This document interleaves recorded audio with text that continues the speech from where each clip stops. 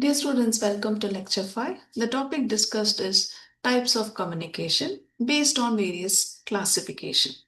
Let's begin to understand the various classification or types of communication, which can be classified into four: formal communication, horizontal, vertical, diagonal, informal communication, interpersonal communication, which includes oral and written, and the last is non-verbal communication. What is interpersonal communication? Interpersonal communication is the process of exchange of information, ideas, and feelings between two or more people through verbal or non-verbal methods.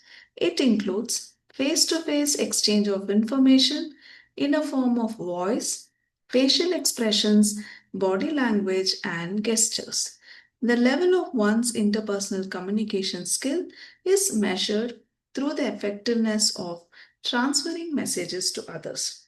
Commonly used interpersonal communication within an organization includes daily internal employee communication, client meetings, employee performance reviews, and project discussions.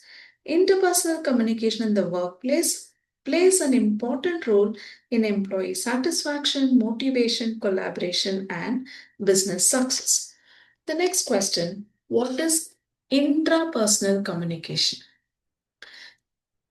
Can be defined as communication within oneself, and that may include self talk, acts of imagination, and visualization, and even recall and memory.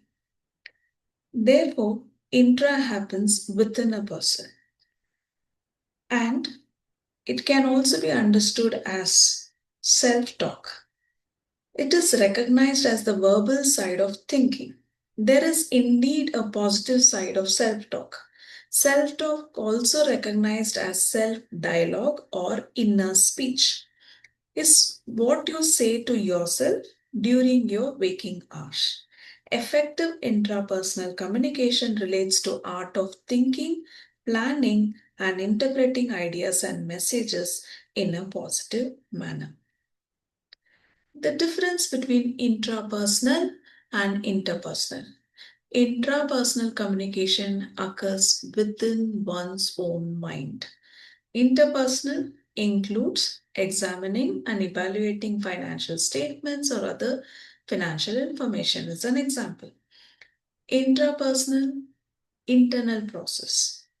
It can happen private, subjective, and self directed. And the purpose includes decision making, problem solving, self regulation, and so on. Whereas interpersonal, it is to provide independent assurance performed by example of accountants, starts where accounting ends. Next, move on to the next type of communication, that is internal communication definition.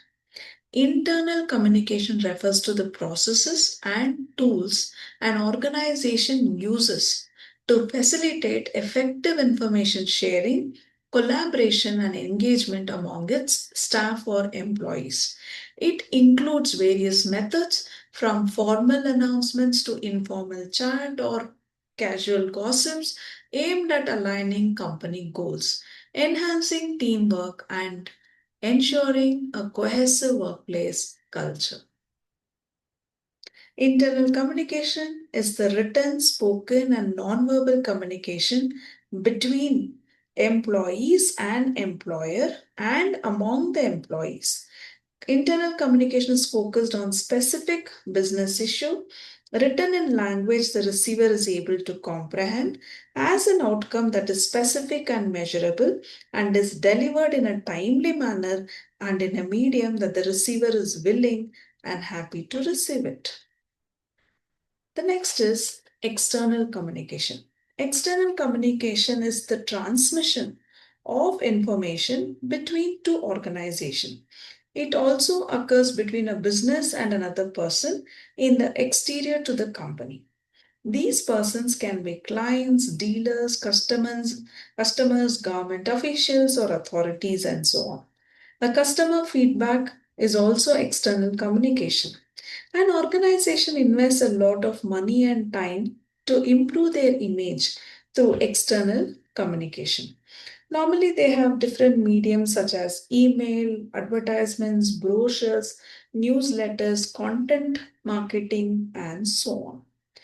The purpose of external communication is to have smooth communication between the different organizations or entities.